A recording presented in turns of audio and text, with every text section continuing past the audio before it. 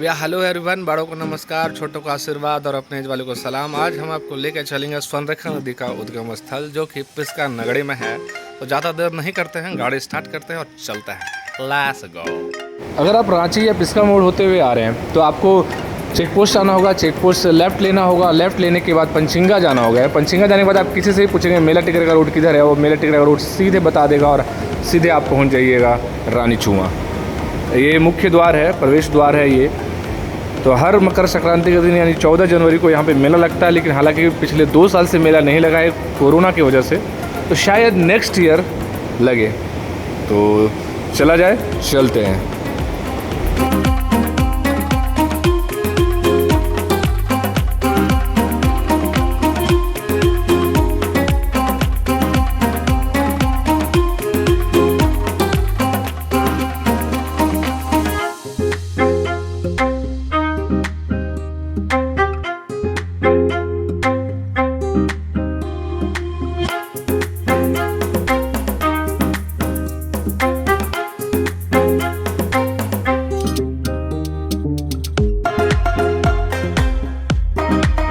स्वर्णरेखा नदी रांची नगर निगम से 16 किलोमीटर दक्षिण पश्चिम में स्थित नगड़ी गांव में रानीचुआ नामक स्थान से निकलती है और उत्तर पूर्व की ओर बढ़ती हुई मुख्य पठार को छोड़कर जलप्रपात के रूप में गिरती है। उद्गत स्थल पर वृक्षारोपण कर नदी के प्रवाह में निरंतरता लाने में उपयोगी होगी एवं वृक्षारोपण से भूमि के कटाव पर नियंत्रण पाया जा सकता है। उद्गत स्थल को पर्यटक स्थल के रूप में विकसित कर स्थानीय लोगों को जीवन निर्वाह से सहायक हो सकता है। फाइनली हम स्वर्णरेखा नदी के उद्गम स्थल में पहुंच चुके हैं, लेकिन जिस टाइम पे अभी हम लोग आए हैं ना, उसमें क्या है सर, अभी यहाँ पे दोइन वाला हिस्सा है, तो यहाँ पे धान की खेती होती है, रोपा होता है, तो रोपा हो चुका है।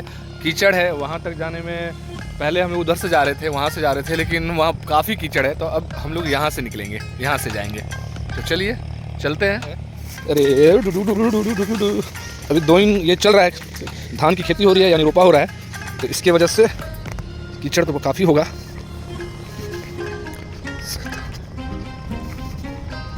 ना यहाँ पे थोड़ा कम कीचड़ है, लेकिन अभी बरसात आ जाएगा तो वहाँ तक जाना मुश्किल हो जाएगा। तो थोड़े अच्छे समय पे आए हैं, लेकिन आप गर्मी में आएंगे तो गर्मी में और अच्छे से। कीचड़ उधर भी कीचड़ है। अच्छा, रास्ता चेंज करना है आगे से। धान के समय में ना पूरा एकदम ग्रीन ग्रीन हो जाता है, तो उस समय आप जा भी नहीं पाइएगा, उतना दूर तो जाना मुश्किल हो जाएगा। तो अभी थोड़ा ठीक है, चलते हैं धीरे धीरे आगे। मेरे जस्ट सामने में देखिए, इधर पहन सकता है, ज़्यादा कीचड़ नहीं है। अरे बाप रे, कीचड़ कीचड़ है, जानते हैं बरसात में ना नहीं आना चाहिए। अरे सांप जा रहा है, नहीं हाँ सांप नहीं है। ये सामने जो कुआं दिख रहा है ना, यही है फाइनली हम ऐसा है कि हम पहुंच गए हैं स्वर्णरेखा नदी के उद्गम स्थल पे, जो कि रानीचुआ के नाम से भी जाना जाता है। और जिस गाँव में स्थित है, उस गाँव का नाम है पांडू। अब इस गाँव का नाम पांडू इसलिए पड़ा कि महाभारत काल में पांडव यहाँ अज्ञातवास में आए थे, तो इसलिए इस गांव का नाम पांडू पड़ा। और उस समय द्रौपदी जी को प्यास लगा या फिर नहाने का मन किया, तो अर्जुन जी ने अपने बाणों से इस जगह की स्थापना की, इस स्थल की खोज की, या इस स्थल से पानी निकाला, तो इसलिए इसका नाम भी पड़ गया स्वर्णरेखा नदी। और पहले ऐसा लोग बोलते थे कि इससे इस नदी की जो प्रवाह होती थी, तो इससे सोना मिलता था। उस समय मिलता रहा होगा, पता नहीं, अब बहुत कम मिलता है। लेकिन ऐसी कहानी है कि जब नागवंशी राजाओं का यहाँ पे राज हुआ करता था, तो मुग़ल शासक ने जब आक्रमण किया, मुग़ल शासक के जो राजाओं ने उन पर आक्रमण किया, तो जो नागवंशी जो रानियाँ थीं, उन्होंने अपने आभूषण और सोने के गहने वहने इस नदी में, प्रवाह होती हुई नदी में फेंक दिए। अब फेंकने के दौरान क्या हुआ कि घर्षण हुआ, फ्रिक्शन हुआ, तो वो छोटे छोटे कणों में परिवर्तित हो गए, जो कि अभी भी बहुत मिलते रहते हैं, छोटे छोटे कण। यह है स्वर्णरेखा नदी का उद्गम स्थल।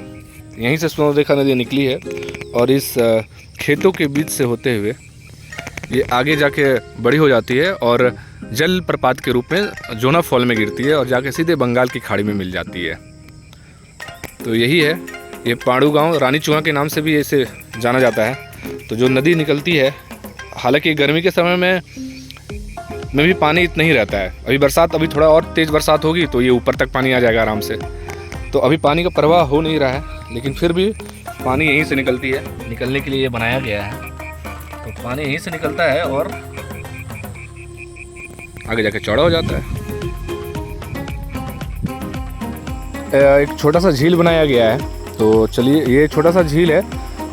ये भी बड़ा पानी भरने का बड़ा ही मनमोहक, बड़ा ही अच्छा लगता है यहाँ पे देखने पे।